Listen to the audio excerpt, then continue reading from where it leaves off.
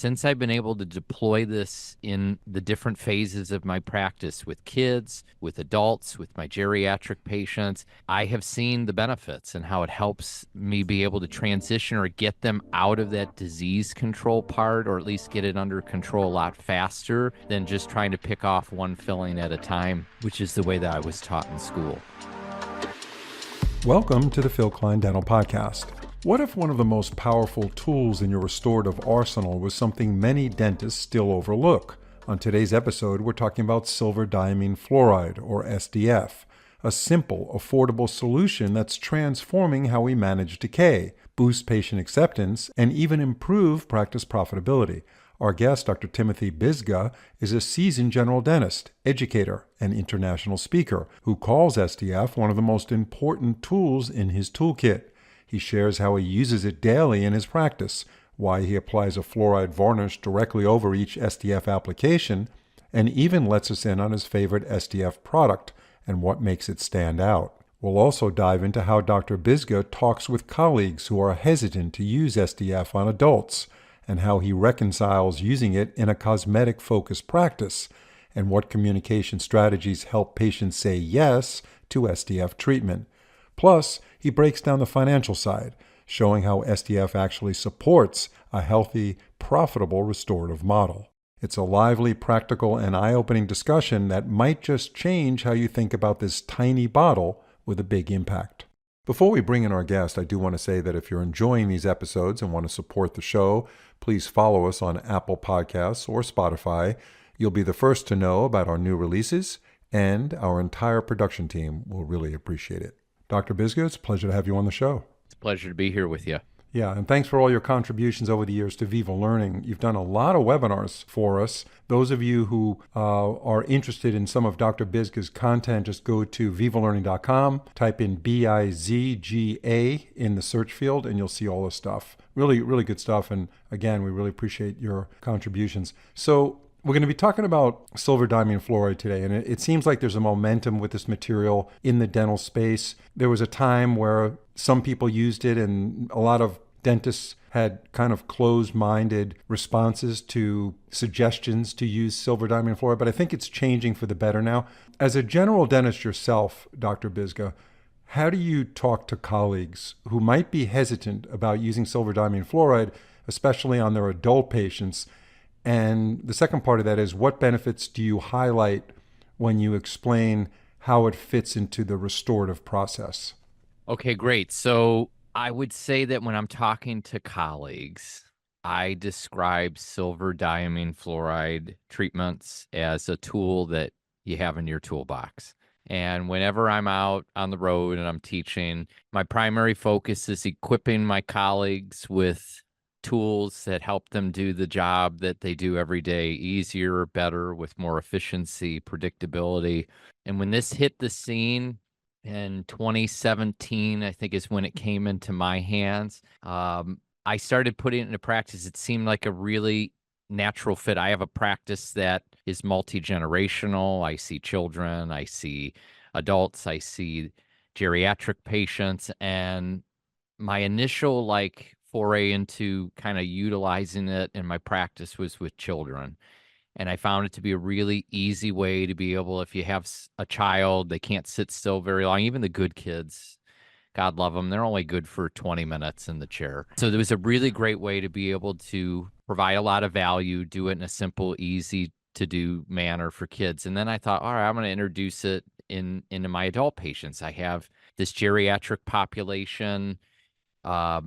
Root caries is exploding. I think there's been a lot of changes over the years with the diet, and you're seeing more and more of these cases where, and we know that the critical pH on roots is 6.5, so they break down just a lot faster than enamel does. And I started deploying. I tell colleagues, I'm like, look, it is the easiest thing to begin deploying in your practice, and it's a tool in your toolbox that really helps you be able to fight dental disease with, I think, a lot more efficacy. Because I got frustrated I've been practicing chairside for almost 20 years. And there's cases that just come in where you never seem to be able to get ahead of the disease. And since I've been able to deploy this in the different phases of my practice with kids, with adults, with my geriatric patients, I have seen the benefits and how it helps me be able to transition or get them out of that disease control part, or at least get it under control a lot faster than just trying to pick off one filling at a time, which is the way that I was taught in school. Now, let me ask you this. There are some dentists that are on the other side of the spectrum, and I'm curious to hear your response to this. And they say, in medicine, we treat disease medically first, and then when things don't go the way we want them to go medically, which is through drug therapy, we do surgery. But in dentistry, we pick up a drill. We see decay, we pick up a drill. So those dentists say, let's treat caries medically first on almost every patient. And, in dental school, we're taught to take that hand instrument and scrape until we can peel all that dentin out. But these dentists say, no, we don't do that. We leave affected dentin in. We try to remove all the infected dentin and use silver diamine fluoride as a medicine on top of that affected dentin. And then at that point, we can proceed with our restorative treatment. So you said something that was interesting. Medicine. It's medicine. And I agree with that. I think silver diamine fluoride is medicine. And one of the things that I love about dentistry is that you can philosophically approach it from many different platforms. And this is an example of what I'm talking about. Yes, the way I was trained in school, you see a hole, you fill a hole, right? That's kind of the mentality that you're sort of taught. But I would argue that we're even seeing changes in the schools. I happen to adjunct at my alma mater, University of Michigan, a couple times a month, and silver diamine fluorides in our student clinics. And so graduating seniors, at least from the University of Michigan, I know with certainty they've been trained on how to utilize this. And we teach it as it's a way to be able to arrest disease, right? In the process, somebody comes in, they've got a lot going on. You can begin to treat that, and it is a infection, right? It's a bacterial infection, and I feel philosophically, some of my own feelings coming through here, like why not? Why wouldn't you, if somebody comes in, they have, let's say, 20 teeth that have disease on them, rather than go and try to treat, 2 or 3 teeth at a time, because even if you're doing quadrant dentistry, it takes time to eradicate that amount of disease and the bacterial load that's in that mouth. Whereas we can come through and with silver diamine fluoride, we can paint it across all the surfaces. It'll get uptake and absorbed. It'll arrest the disease. You've got the bacterial loads way, way down. And now you can sort of selah, you can take an exhale, and you can kind of go and systematically now go through each tooth, remove disease, and choose the restorative material that you see fit for the case and the patient that you're treating. For the most part, in dental school, we were taught to scrape everything down until it was squeaky clean. But obviously, the research is showing that we can actually leave that affected dentin alone and remineralize it with the aid of silver diamine fluoride, and then we get all this antimicrobial activity. Are you leaving that leathery dentin there as a substrate for silver diamine fluoride, or are you kind of getting down to the squeaky clean dentin? So I have to tell you, I take different approaches and individualize the care based on what I see in front of me. So let's start, like, for instance, with like a child. Somebody comes in, they have, let's say, each quadrant has several smooth surface lesions on it. And they're young, they're squirmy in the chair.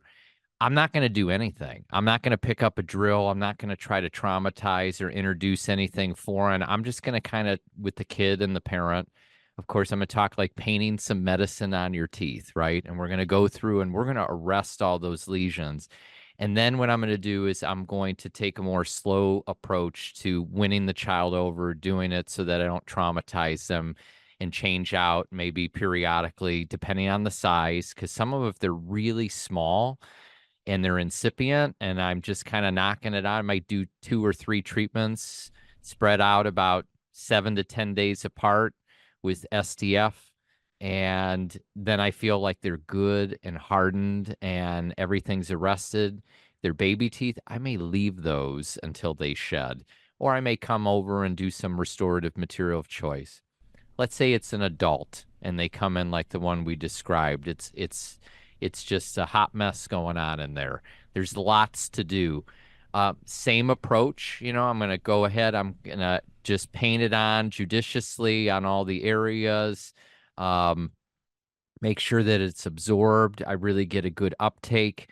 And then I'm going to come back and systematically, come through and treat. If it's somebody who, let's say it's an elderly patient and they're in visiting from the nursing home for a wellness check, and I spot that they have root caries a little bit going on underneath an old crown, and it's something that I can arrest the lesion right then and there. And maybe I have access where I can seal up that little bit of hole with glass ionomer. I love to combo that 1-2 punch of SDF with a type 2 glass ionomer. Nothing that's light cured, because of course, if you introduce heat or from a curing light to freshly applied SDF, the silver will precipitate too early at the surface, and you really won't get deep penetration and get that full arrest of caries down in the tubules like you're looking for. So I usually go with things that are auto set, Hmm. which I know is a little disconcerting for my colleagues who like to move at the speed of light, when you're in restorative procedures. But you do have to get something. They have nice fast sets that, will usually be set up in 3 to 4 minutes in the mouth. So you do a lot of aesthetic dentistry in your practice, yet you also use silver diamine fluoride very regularly on your patients, which some might see as a contradiction. And obviously, we know that silver diamine fluoride stains infected dentin. How do you reconcile the two? In other words, in what ways can silver diamine fluoride actually complement an aesthetic focused practice? So I think the main concern people have with SDF is that if you have an active cariogenic lesion going on, you apply this liquid to it, it will turn that surface black. And if that happens to be anywhere in the social 6 zone where you're smiling and flashing, that may not be something that any of us would want to go wearing around, having, dark spots on your teeth drawing attention. I have found that in the posterior, I have nobody even ask questions about it. It's very rare. You describe, hey, this has silver in it, and as it's going about its business, I usually say cauterizing and disinfecting the lesion. That's the two terms that I kind of use. The silver will come to the surface and it turns the tooth dark or black in color. And that's something that we will later then go back and we can remove. And if it happens to be something that's in the front, or I'm concerned the patient's going to notice when they look in the mirror, I just assure them, hey, we're going to get this changed out, in short order. It's not going to be a long time. So it's all about sort of how you language it and explain. I've had no one to date tell me no. Yeah, in the social You know, zone, the aesthetic zone, if you do decide to use SDF, you can put glass ionomer over it temporarily, right? Just to block it out. certainly, Okay. certainly you can. Certainly. I just wouldn't do anything with resins and light curing again, so that you don't prematurely precipitate silver to the surface so it doesn't impregnate and get deep into the tooth. We want it to sit, we want it to dwell, we want it to do its thing, and we don't want to rush it with the heat that's generated from curing lights. So that's why I go with a nice regular auto set glass ionomer. Some restorative dentists, Dr. Bizga, worry that using silver diamine fluoride means losing out on restorative procedures and income. Now, I know you don't agree with that. So, from your perspective, how does SDF actually fit into a financially healthy practice model where the dentist depends on doing restorative dentistry to drive revenue to the practice? Yeah, so like that argument to me is so foreign, because I guess it's about how you lay it out to the patient. I suppose if you were to put into buckets, or categorically, we have materials and things that we use on what I'd call an interim basis, and then materials that we would call more definitive or long term, right? And I think that this is a lovely bridge between the two. SDF sort of is a bridge between things that are interim versus things that we're moving towards long term. So hear me out. If I apply this onto a tooth that has large carious lesion on it, and my attempt is just to get the disease under control till we can later go back, that's usually part of the discussion. It's never, hey, I'm applying this one time to your tooth and you never have to return and you never have to worry about it. Usually I present and I say things like, this isn't bothering you yet. And that's a very powerful word, yet, because it implies to the patient that, there is something wrong, and in a matter of time, you're going to have a problem with it, even though sometimes we as dentists make the mistake of sort of correlating, if it's not hurting you, it's not a problem. And that's a bad sort of slippery slope to go down. So I like to frame it. I'm like, well, this isn't bothering you yet.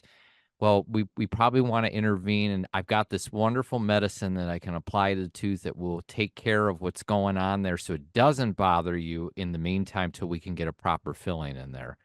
And Yeah. that's kind of how I frame it. So it's always setting it up for what's next, because SDF on its own is really just a bridge between what I'd call interim versus more definitive care. So if you were giving a lecture, Dr. Bizga, on this interim treatment regimen, you just finished showing your slides of how you can, you do major caries control and disease control using silver diamine fluoride, and someone raises their hand and says, I'm a traditional dentist. I'm doing what I learned in dental school. I look for decay. I excavate it. I get down to sound tooth structure. If it's deep, I put a liner in, and then I go right in with my direct restorative, or I do a indirect onlay or crown, whatever is necessary, and I go right to the restorative treatment. What would be your response to that? Is there anything wrong with that? There is nothing wrong with that. There's nothing wrong if somebody says, hey, listen, in my practice, my flow, the time that I have, block schedule, et cetera, to be able to see a patient and be able to knock quadrants all out within a matter of a week or two, God bless you, but the way that typically works in my office, I may be scheduled out 6 weeks, 7 weeks out for seeing me. And so I may not be able to see everybody. And so philosophically, to be able to know that I've treated or I've taken care of a patient, at least in part, until I can get to the final, that's what I love about it. I'm not making anything worse. I'm certainly would argue I'm making a situation better if I've done a medicinal treatment with SDF. But if somebody said to me and said, listen, I have the time, I love doing quadrant dentistry, and I'm just going to knock them out quadrant at a time, and I'm going to skip all the interim steps, that's fine if they see that. But most of the time, I don't feel as though in my 20-year career, I found most people want to sit that long, want to come in for that, don't have that kind of free time to get in. Maybe they don't even have the cash to be able to do all that work at once. So here's another perspective I want to throw at you, Dr. Bizga. Somebody raised their hand and says, listen, as dentists, we are responsible to do whatever we can to preserve and conserve tooth structure. And by using silver diamine fluoride first on decay, that's much more selective and conservative than picking up a drill or using even a hand instrument and scraping out some of that leathery dentin that can be restored in some way by the silver diamine fluoride into a material that the literature shows can be as hard or even harder than natural dentin. So from the standpoint of conservation and reducing the chance of future endodontic complications or fractures or generalized loss of the tooth, it seems to me that somebody that raised their hand and made that point to you has a really good point, saying, we need to do whatever we can to conserve tooth structure, and using silver diamine fluoride is a darn good way to do that. What would be your answer to that? Yeah, so I think if now you're tying in it, I love it. You're getting into the weeds here, Phil. So like when you That's start my thinking job. about and you look into the research, let's tie endo into this, right? If you look at all the endo literature, the premium from what our friends in the endodontic community have given us is that preservation of dentin is the hallmark of the tooth making it through its life cycle or extending the life cycle of the tooth. The more tooth you can preserve when you're doing a root canal, the better chance that tooth has to making it to its 85th birthday. Similarly, and what you're saying is if, hey, If we are reimpregnating, otherwise affected dentin with silver, which if you look at some of the rabbit studies and the rat tooth studies that they've done with silver diamine fluoride and extracted teeth and whatnot that were carious, you can see the silver actually impregnating into the tubules and reinforcing affected dentin.